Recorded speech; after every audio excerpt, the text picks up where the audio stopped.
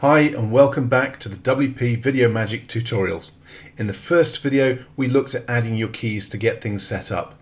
Now we're going to look at adding new videos and categories as well. The first thing you need to do is scroll down and under WP Toolkit Video Magic choose the option for video shortcodes. This will bring you to this page. Now before we go ahead and add new video shortcodes, I'm actually going to add some categories. This is an internet marketing blog.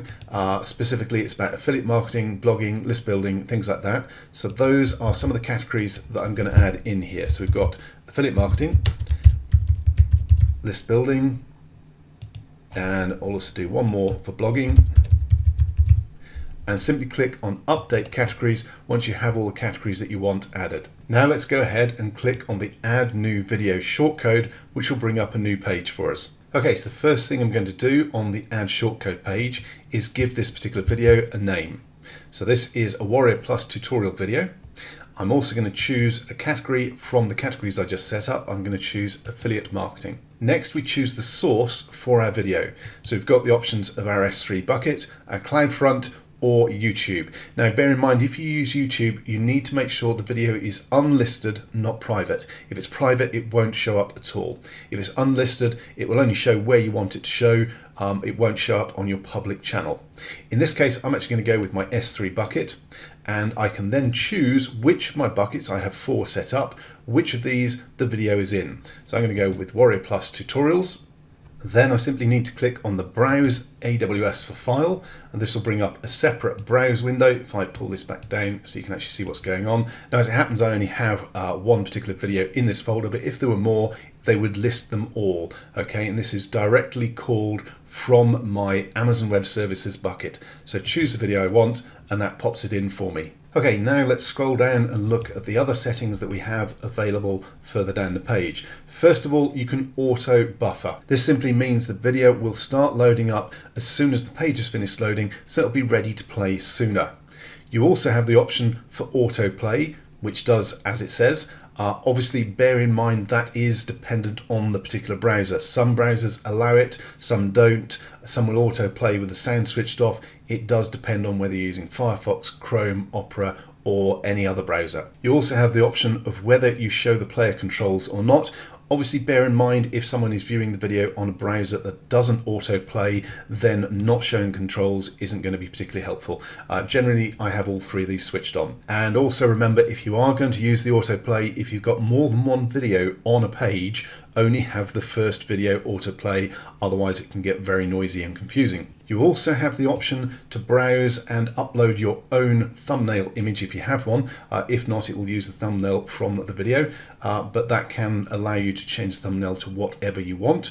You can also specify a particular width and height for the video as well. Now you also have the option for a video event. Now this is basically anything you want in HTML, you pop it in this box, and it will then pop up under the video at however many seconds into the video you choose. Now I'm going to simply have this pop up after the video has been playing for 4 seconds, and it is just a message asking people to click on the link to subscribe to my YouTube channel. Now that extra bit of code here, sub confirmation equals 1, is very useful. That's an automated confirmation of subscription to my channel when someone clicks on it. So it'll actually pop up with a subscribe button straight away when they go through. Very useful bit of code. Okay, so that video event will basically pop up whatever you pop in here, whatever HTML or text message you want, it will appear under the video after that many seconds. In other words, a simple but effective call to action. Now you'll notice I've also popped in a width and height because I'm going to put this video on a blog post. So now all I need to do is click on Save Changes. That is our first video code, shortcode added in to the WP Video Magic plugin. So your video shortcodes will list all the different videos you have set up, along with their source, the full file name, and the shortcode itself. Now you do also have the option to edit it, so you can go back and change any of the details you need to. You can also look at the stats, but we'll look at that in a moment on a different page. And if you need to, you can always delete that and start again, or just delete any that you're no longer using. Now don't worry about having to try and remember what the shortcodes are for your different videos. You don't need to. Let's head across to a blog post that I created earlier so you can see exactly what I mean. So here in this post I have a little placeholder for a video because this is where I want to pop the video into this post. all I need to do is find this icon, WP Toolkit Video Magic Shortcode Browser. Let's click on this and it will bring up a box which will display all our different videos with the categories, so we can choose which one we need and simply click on insert shortcode, and there we go. Our shortcode is straight into our blog post. You do not need to remember what the shortcode is. All we then need to do is click on update to update a new blog post or existing blog post with a new video shortcode from WP Video Magic inserted into it. Okay, so let's head across to that blog post.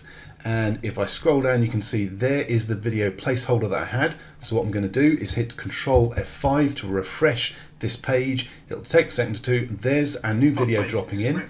And there we go. It's auto playing. I'm going to turn the volume down, turn the volume off. And you saw after 4 seconds, up popped that little extra box saying please subscribe to my YouTube channel, and if we click on that it takes people through to my YouTube channel. And basically that's it. That's how easy it is with WP Video Magic to host your own videos on Amazon, which is really quick and really cheap. You no longer need Wistia or Vimeo or those other expensive video hosting platforms. Now there is one more thing we need to have a look at, which is the stats page.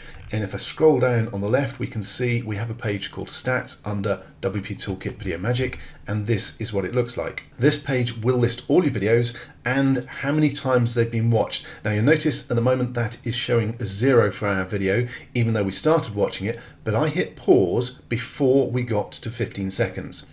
Basically, the system is set up to only count once someone has viewed it for more than 15 seconds. If they haven't, then it doesn't actually count as a view, especially as a lot of the time you may have autoplay switched on. If they're switching it off before they've hit 15 seconds, they're not really interested, so it doesn't really count as a view. This is following the same sort of principle as YouTube views. On YouTube ads, for instance, you don't get charged for an in-stream video view until someone's watched the video for 30 seconds or more. We've got it set to 15 seconds, so it will only show the number of people who've been engaged with your video for 15 seconds or more. And you also have the option to reset those stats if you need to at any time. Okay, that's the tutorial for WP Video Magic. Thank you very much for watching. Please feel free to get in touch with us if you have any further questions or you need any help with anything.